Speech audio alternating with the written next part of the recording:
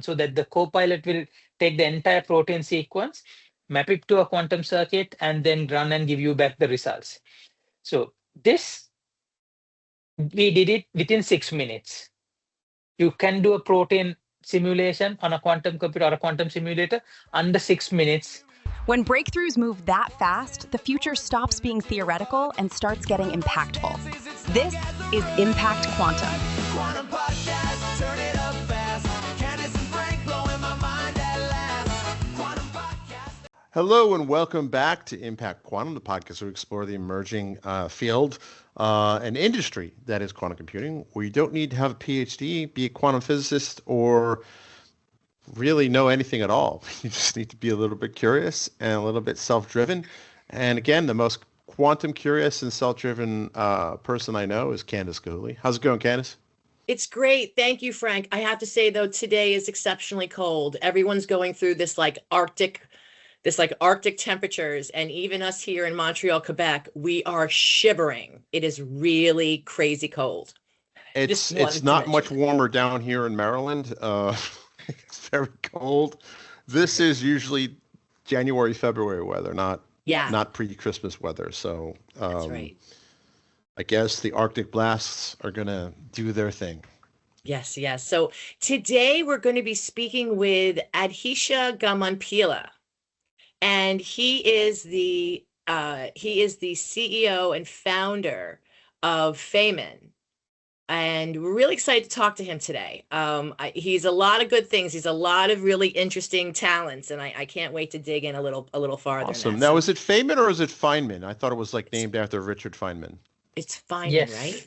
it's Feynman. Okay, cool. Just checking that. That's okay. He's always checking on me, making sure. No worries. I got your back, Candace. There we go. So, welcome to the show. So obviously you named your company, your company's named after Richard Feynman. So I'm going to go out on a limb here and say it has something to do with physics. So who are you and what do you do? Absolutely. So hi, Candace. Hi, Frank. It's so good to be here. And I think the climate is changing a lot. And that could also be a good topic for us to speak about today.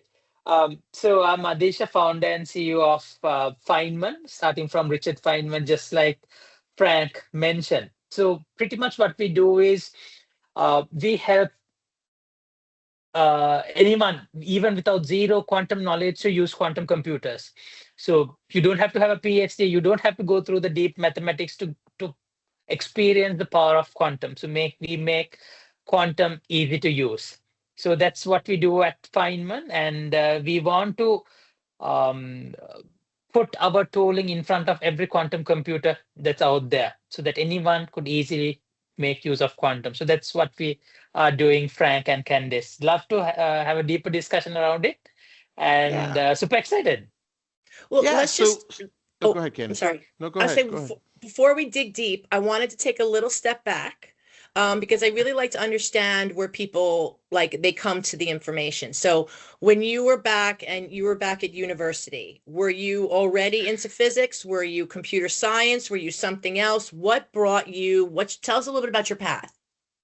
Absolutely.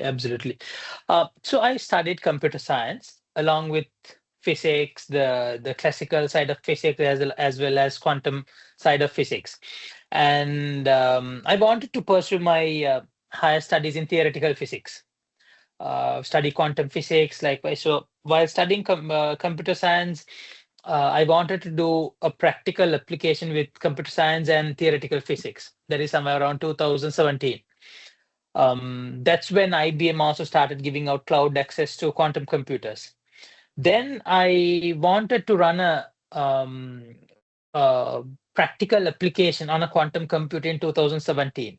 So I did not realize how difficult it was back then. So I took a paper which was written somewhere around 2000, early 2000, a theoretical mathematical paper, and I tried to run it on an IBM quantum computer.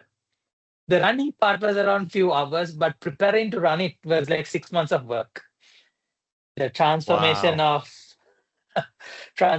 the classical models to quantum, and then the learning curve, mapping the data set to the quantum circuits. And it was it was really hard, and it practically did not run the larger use case, but for a smaller use case of a similar fashion was possible. Uh, that gave me the understanding how difficult it is in a first-hand experience. And then I was also doing courses at MIT via online. Then COVID came, and I published my paper. And then a lot of reviews came across from the student community, research community. How did you do it? So that was a moment of realization to understand, okay, there are people who need quantum, who want to run quantum, but they're struggling and they give up on the idea of going quantum. And there are engineers who wants to try quantum, but they're interested in results. So they need quick access. They not to go through all the science behind it. So I started seeing all these variations. And last year, we brought out our platform with the APIs, the Copilot, where we have the learning modules to build out this entire quantum ecosystem. So that's how we got it into play, Candace and Frank. Interesting. That's a good point because there is that moment of my personal first exposure to quantum computing was I was at a Microsoft conference and I was so excited about this. I went home back to the hotel that night and I installed Q Sharp and then I realized what now? I felt like I had got a glimpse of this wonderful world, but then I had, I suppose, the tools, but I felt like a caveman banging, banging with rocks. I held this massive wall of okay, now what, right? And I think ever since then, I've always been okay, now what, and I'm curious to see how your tools kind of address that, right? Because I would imagine that I'm not the only one that's gonna, hasn't already had that experience or will in the near future. Absolutely. So that feeling of okay, you run your first single qubit or Right. 1 or 2 qubit. Okay, you run it on a simulator or a quantum computer, and you get the results. You get 100 shots, and you put these gates, and okay, you really come to a moment. Okay, now what? Yes. What does this really mean? What can I do with it? So that is where the practicality of using quantum comes in. Because if you really look at it, we are using gates. We call it Hadamard gate and different other gates. In a classical world, we have similar gates like the AND gate, the NOT gate. You can't write a software platform with these gates combined. You can't bring all these gates together and write it. That's impossible. Theoretically, So, you could, but no one will do it, right? but no, theoretically possible. But when I talk to folks about kind of these new gates and the I guess and and or logic you do deal with in programming on a regular basis, but the exclusive or the X not, these are not things you normal day-to-day enterprise or people in career would do. It's usually you learn it in your first semester of computer science and you never hear of it again unless you do some kind of weird research. exactly. But those become the fundamental building blocks. But there's so much of abstraction built on top of it. Over the years in the classical world where the programming frameworks as we don't have to talk about these gates anymore. Now, what we do is we build that abstraction through our Copilot. With the world with AI transformations coming in, Copilots coming in to every avenue of things we do, from research to web development to application. So we build this quantum computing Copilot where you as a scientist could put your requirements in natural language. Let's say I'm a climate scientist. I insert my data set and I tell, hey, I want to run this. I want to do this prediction. You click enter. That's it. So the agentic system takes out the requirement, splits the requirement, looks at the data set, creates the quantum circuit, runs it or creates a code, creates the circuit, run it on a quantum computer or a simulator, gives you back the results. And then you can tell, hey, okay, can we adjust this piece and run back and see how the results are going to change?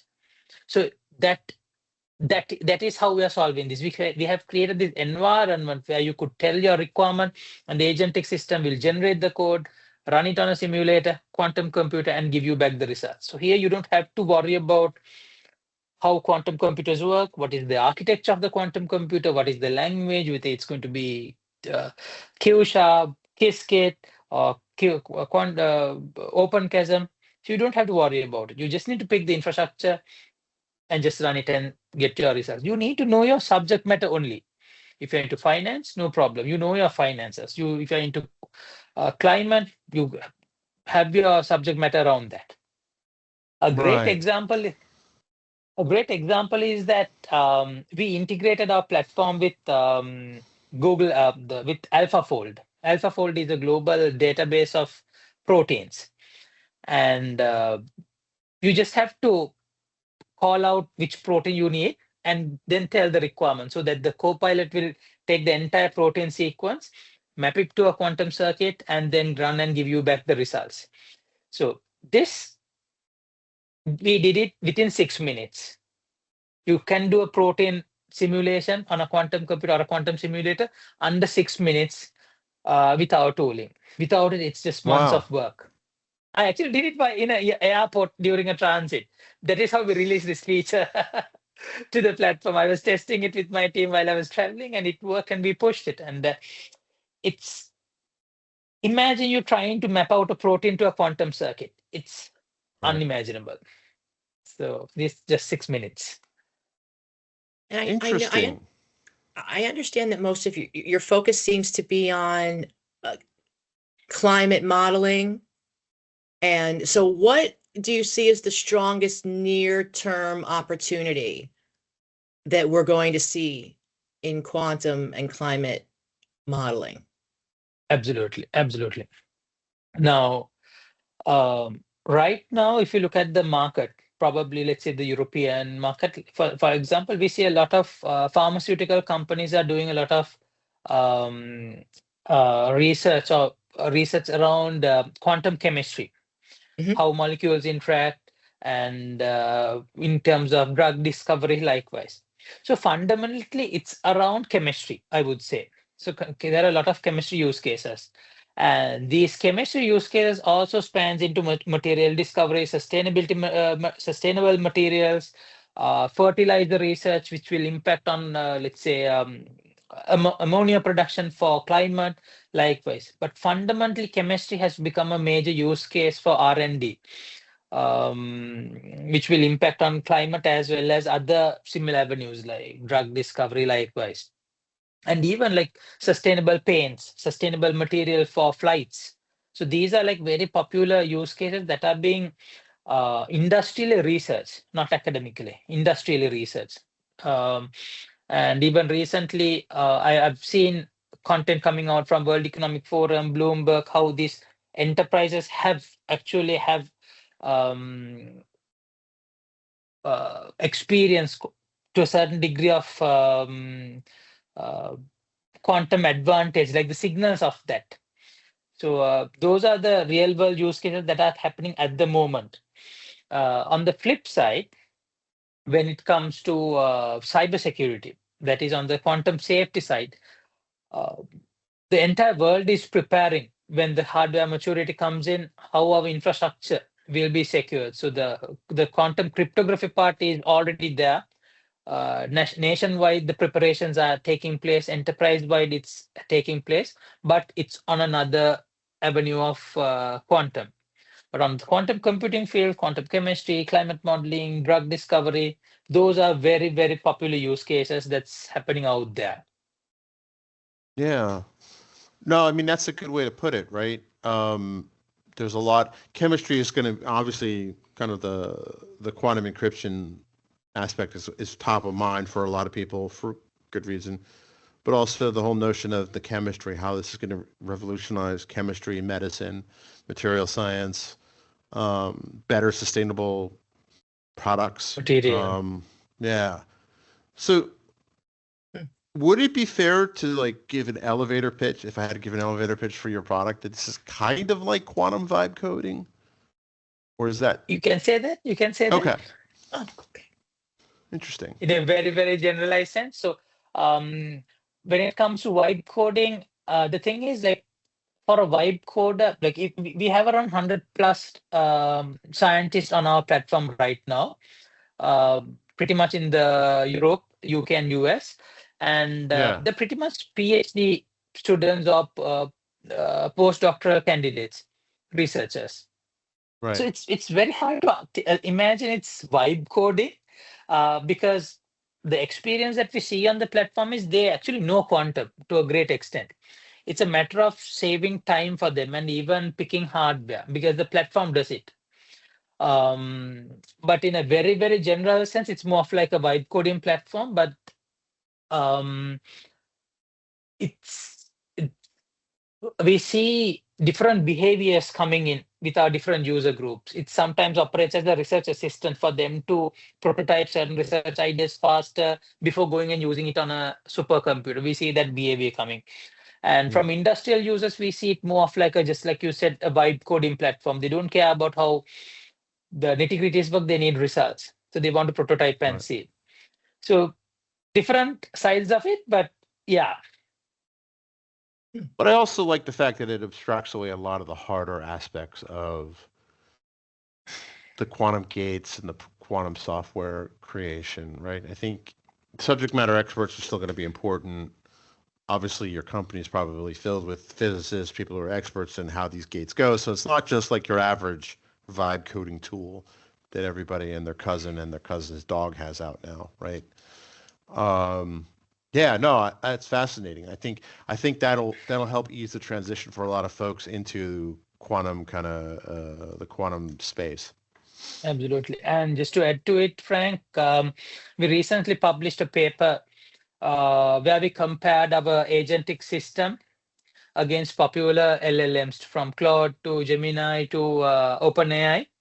And we compared how the code was generated, the quality of the code likewise. So, and our system was completely outperforming the classical or the traditional models. And even with Qiskit V2. Most of these platforms are, or the popularly available LLMs are not generating the latest code, or sometimes the code is wrong. So the agentic system we have built with our fine-tuned models or the optimized model for quantum is directly outperforming those cases. So that's where our value proposition really comes in, because existing models out there are not serving the community. They have to keep on trying. Sometimes it does not work, and sometimes it takes the requirement in a wrong way. And these are like very scientifically intensive things, right? So the LLM or the model should be very much fine-tuned for that subject matter. So that is Right. how we have handled it as a separate proprietary model of ours. So, Interesting. how do you evaluate whether a problem is quantum ready versus still better solved classically or even with hybrid methods? Absolutely, absolutely. So that's actually where most of our scientists are engaged with us in terms of breaking it, and there are different frameworks to it. But in a theoretical point of view, we have the NP-hard problems, the ones that we can be classically solvable, the ones that are difficult to solve, likewise. So now, if you look at it actually goes to the point of how we map this optimization problem to, or like, for example, how we map this optimization problem, whether it's classically solvable or it's not. So there are certain theoretical frameworks that are used in math and likewise. So we try to map it to against that, and then take out the ones that should go on to quantum, and then we take that part and then figure out which quantum algorithm will best serve for this. It could be like a variational quantum algorithm or likewise. So that splitting takes place, and that is where more and more effort is we also put with our scientific teams, the advisors, to better architect splitting this. Now, in an industrial standpoint, we call this quantum-centric supercomputing, where 95% of the load is run on CPUs and GPUs, and the last 5% is run on a quantum computer. So I think this word was even coined like 1 year ago, I suppose. So it's a very, very novel area. So even cracking that, which to go to quantum, which not to go to quantum or classical. So it's heavily scientific, but getting the agents to do it is much more difficult. So that's how we are trying to crack it, Candace. I mean, earlier you mentioned ammonia production and carbon capture, I believe. Correct. So do you think that quantum simulations for catalysts like ammonia production or carbon capture are closer to feasibility than pharmaceutical modeling? Okay. It's a little bit difficult for me to say which is closer. It depends on how the scientists are doing it, likewise. But if you look at fundamentally why we use quantum, just quoting from Richard Feynman, that is to simulate nature. And I even read this article on McKinsey, like how they have mentioned this. If you look at nature, ammonia is produced through microorganisms, through enzymes, without a very complicated Haber-Bosch process. That's completed through chemical reactions. How does that chemical reaction happens? Still, it's not computable. And for that, only quantum is coming in to simulate nature. That's what Richard Feynman said. So the purpose of existence of quantum is to simulate nature. That's a really great way to put And it. it, Sorry, I really liked yeah, how you put it that way. I'm sorry, go ahead. no. So I think when it comes to medical research, pharmaceuticals, it's fundamentally it's again chemistry, right? How the biological systems are operating. So fundamentally, it's again the chemistry, right? It's how the electrons are reacting, how the protons or the elements are reacting at a fundamental level. So that's why I was looking at chemistry at a root level rather than the application layer. So I think uh, this is my gut feel. I'm not sure. I think there would be more medical use cases coming in uh, uh, compared to fertilizer research. I think because of the commercialization and the intensive research funding that's happening on that side. Uh, but it's just a point of view. Yeah. Yeah, I mean that's a big part of energy production today is that it is creating fertilizer for through the Haber process, which is named after some German guy who figured out how to make ammonia, which is crucial for basically for a lot of industrial processes, but namely fertilizer, Yeah. right? But to your point, microbes can do it, right? Microbes don't need a lot of energy, yet they're able to do it, right? And there's just a lot that we can emulate nature, but there's a lot we don't understand in terms of how it just does it so efficiently, right? And this goes even to our brains, right? In the virtual green room, we're talking about AI and my quote unquote day job in AI, right? And I was joking about how I like to keep my office warm with this, but all of the human brain consumes something like 25 watts of power, and it's able to do what as of today we'll see. The deep sea papers tend to come out around this time of year, so we'll see. But what conventional hardware and conventional AI researchers have not yet been able to duplicate, which would be effectively AGI, right? Like, but with data centers and nuclear power plants, right? Yet we're able to do it, with a Monster Energy drink and you know, and a candy bar, right? And even Yeah. then, that's Yeah. not really good for you. Right. Exactly. Exactly. So when you're evaluating other climate tech startups in the ecosystem, what signals tell you that they're building something real? So when it comes to Uh, Now, the climate tech space is um, huge. Like, let's say there are from platforms which tracks let's say ESG metrics to where they do very research oriented products as well. So uh, it's a very broad spectrum. Now, if you ask me, when you ask me the question, how do you assess whether they are doing something real? So uh, they do it because they believe it, right? So, and they do it because they believe it. And even if it does not sound realistic, and it's not my call to make whether it's going to be real, because of the people who thought it's going to be real, only certain things happen in the world, even from Right.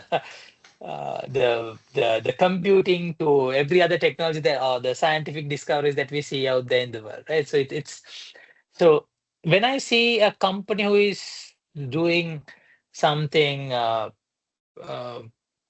like extremely challenging, I tend to get excited, and I put my whole heart and soul to wish them good luck to make it happen. Because personally, deep down, like for example, quantum for me, quantum computing or the Copilot that we do it's actually the starting point.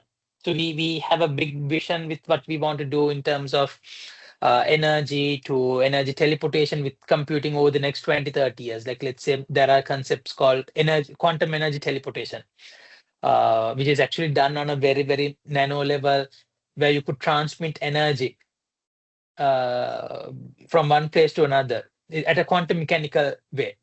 Now, imagine that you can do this at a atmospheric way. Like let's say on the space, you can uh, get sunlight and quantum energy teleport to the ground station without any loss, and that energy intensity would be extremely high.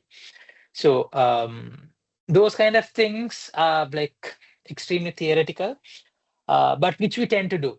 So a person like me, when I see something extremely rare to occur, I really get excited. So I always wish them good luck to make it happen.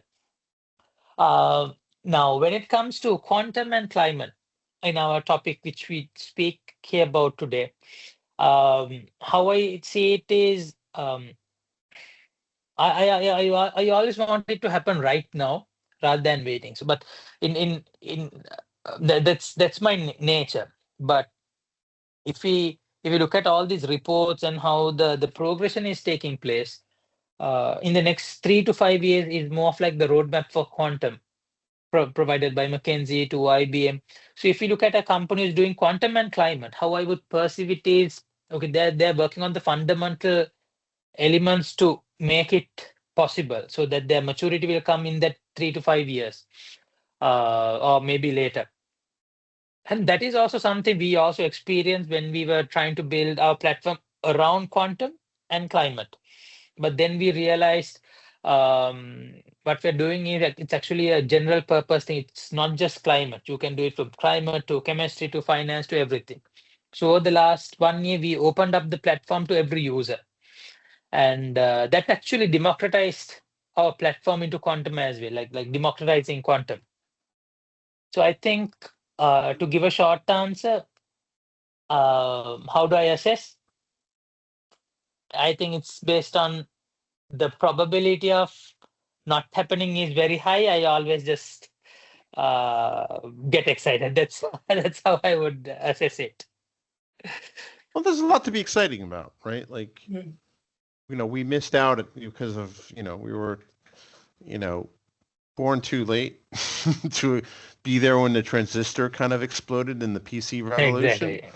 Uh, and this is an opportunity, I think, for people who are in industry now, or in university today, to like participate in kind of something that's going to be at least as impactful as that on society and everything.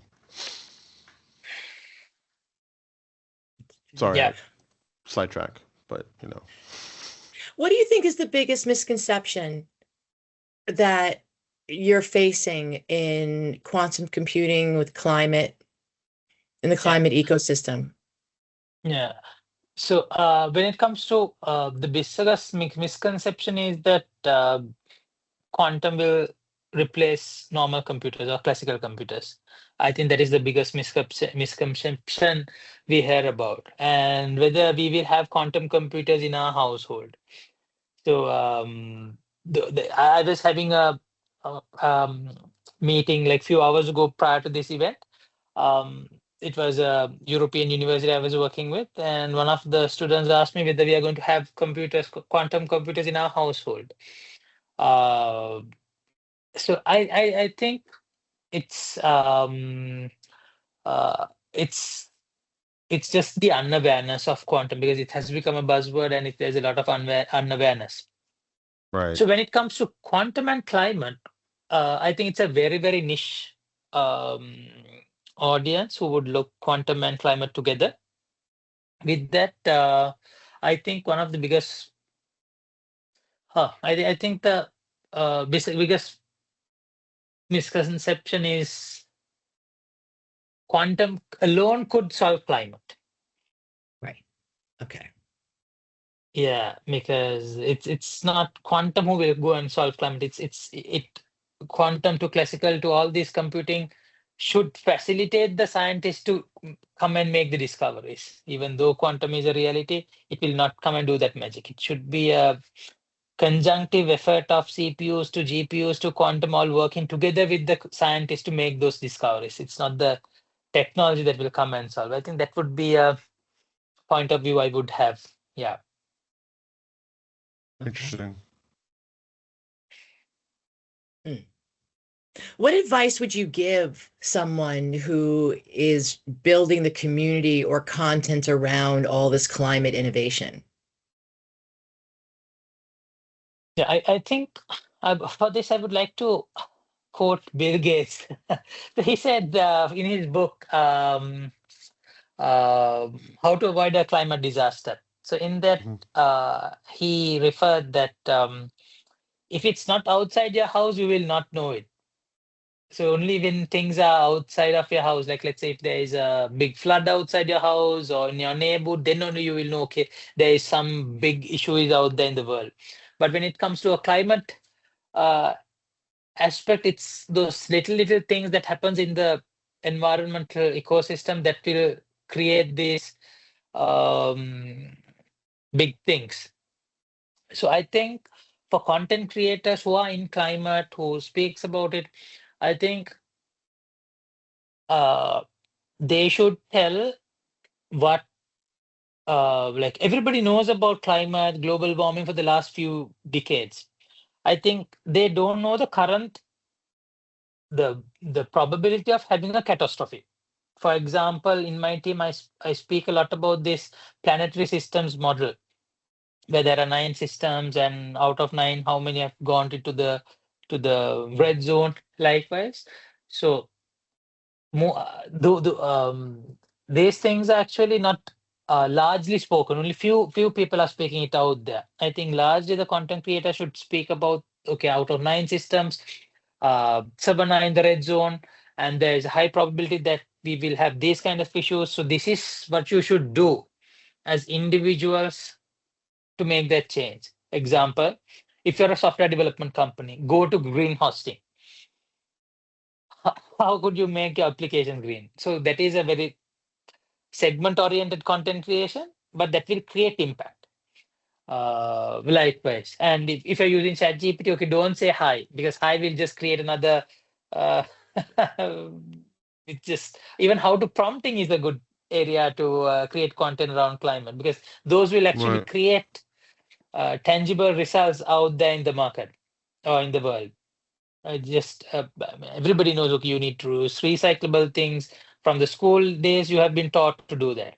But now the systems are different because the world is different. You need um, more day-to-day generation-specific content around climate, around awareness, as well as how to adapt or change. Interesting. Do you think the climate innovation in quantum that's going to happen is going to be paired with AI? Absolutely, absolutely. Because um, if you look at how if you look at how innovations have evolved or how real breakthroughs happen in the world, it's just not one technology. It's a combination of all these technologies working harmoniously and driving real change. So it's not just the semiconductor that created the Mac. It's the hardware, the wiring, the semiconductor, the glass technology, or the screen technology all together created the Mac or the iPhone, the revolutionary breakthroughs. So it's not just quantum or any other technology. It's most likely be all CPUs, GPUs, AI, um, the mathematical models, everything all working harmoniously uh, will bring solutions.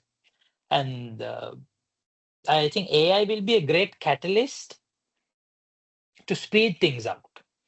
Okay. For example, this not yet built, but it's in our roadmap, which will be released early next year.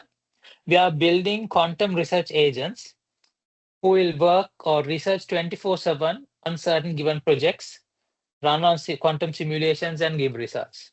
So this we are actually so there is a new way of knowledge creation which was not there before without AI. So AI will be infused with everything. I But think that's but how will human intuition or that wisdom side of things will play out is I think that will be the most uh, important part, I guess, in this whole transformation. Like, I don't think what Einstein found will be discovered by an agent or an AI. I see what you mean. Yeah, But the next Einstein will probably be helped by an agent or some kind of agentic AI. exactly, Yeah, exactly. interesting. how can the government, I mean, Sri Lanka just suffered a devastating cyclone. I saw that on the news this past week. Um, how can the government better support the adoption of these complex climate technologies without slowing down innovation at the same time? Absolutely, great question. So, so in Sri Lanka, I'll take it in Sri Lanka, the and the global landscape. So in Sri Lanka, we got out of a certain crisis situation, and now we were back on track, and then the floods came in. So in Sri Lanka, innovation is so we have a huge deep tech community in Sri Lanka, starting from biotech to like people like us who are doing quantum and so much more around, and EVs likewise.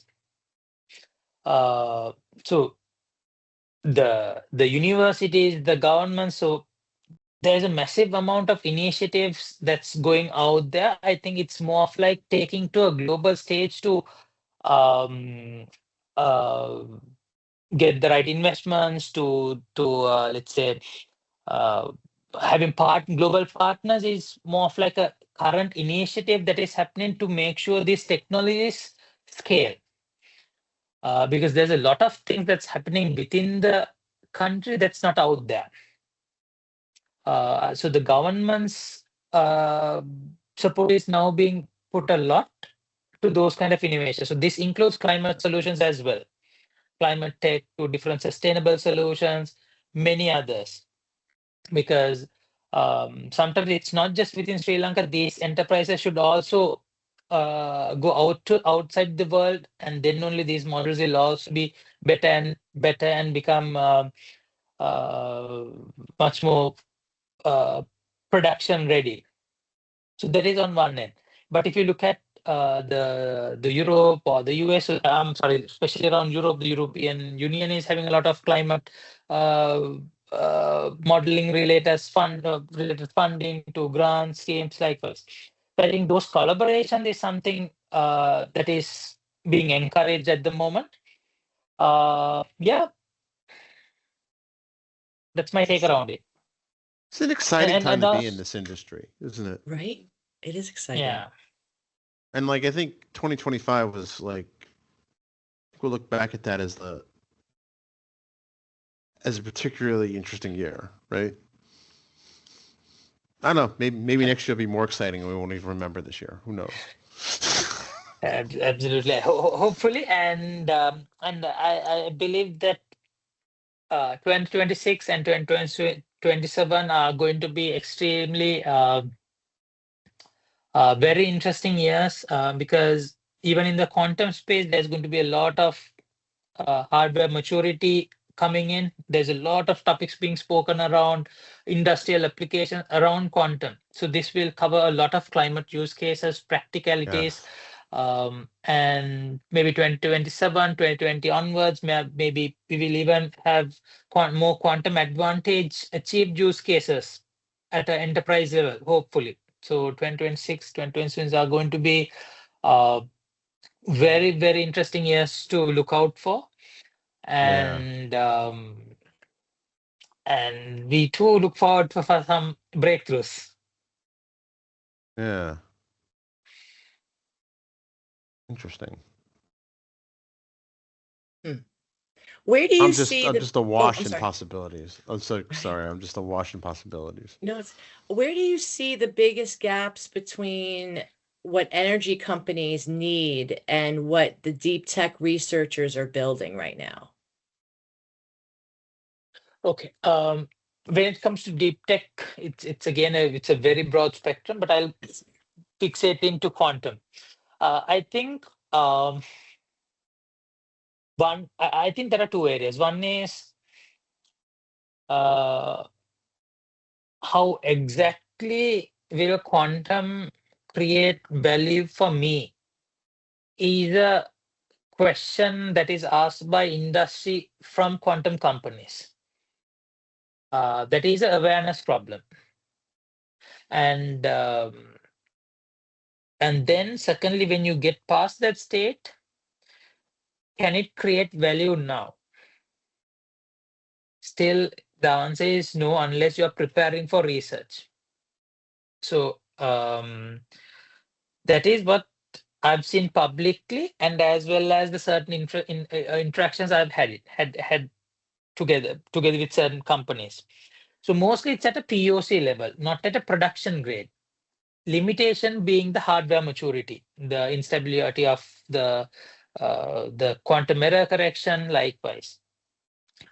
But at a POC level, there are many use cases coming in. Right.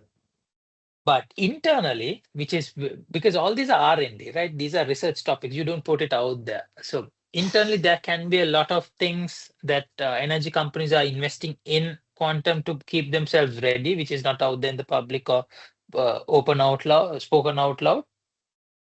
But those There's are probably the a two lot of or three. secret projects going on, right? Exactly. That they're not gonna, Exactly. particularly like you don't know what they're working on until it's a massive success, and even then, Exactly. there's no, unless there's some regulatory reason, they're not really incentivized to help their competition, This is right? popular across energy to pharma because it's all Right. R&D, right? You use it for your next USP. Right. But what I shared is something that we all mostly face, not only us, but mostly many other companies when we do POCs with companies.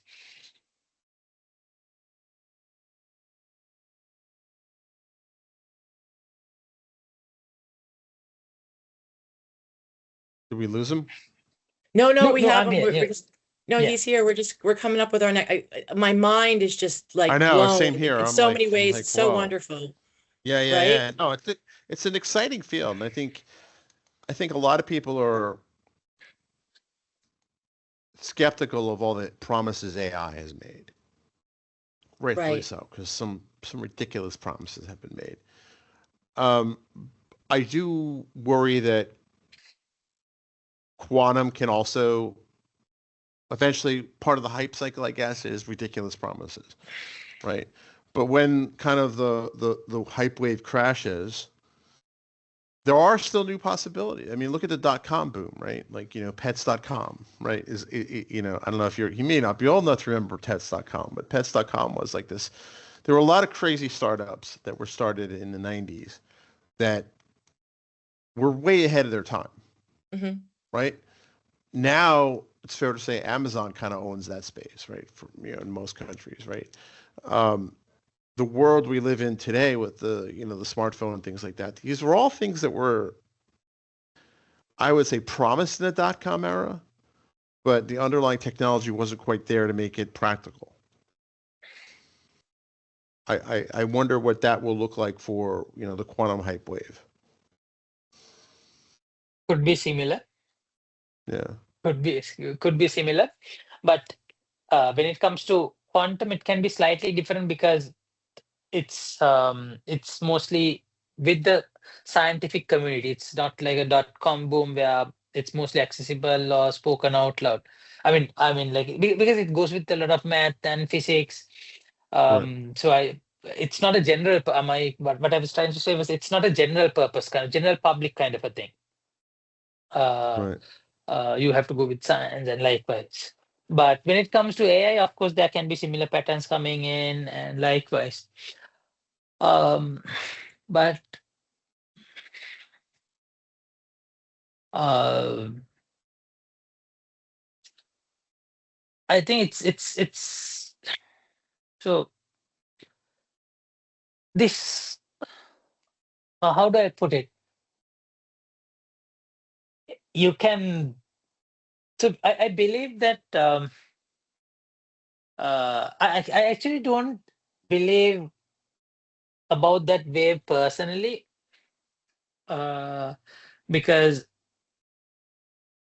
because deep down what we believe is to move the world forward. So Right. that's our underlying philosophy, and that's at an early stage that what I wanted to do. What can I do to move the world forward? So that has been my personal motto. And when I started off in 2014, we developed software with that inspiration. We actually did a lot of things. Did a lot of movement around in our community, with our customers, likewise.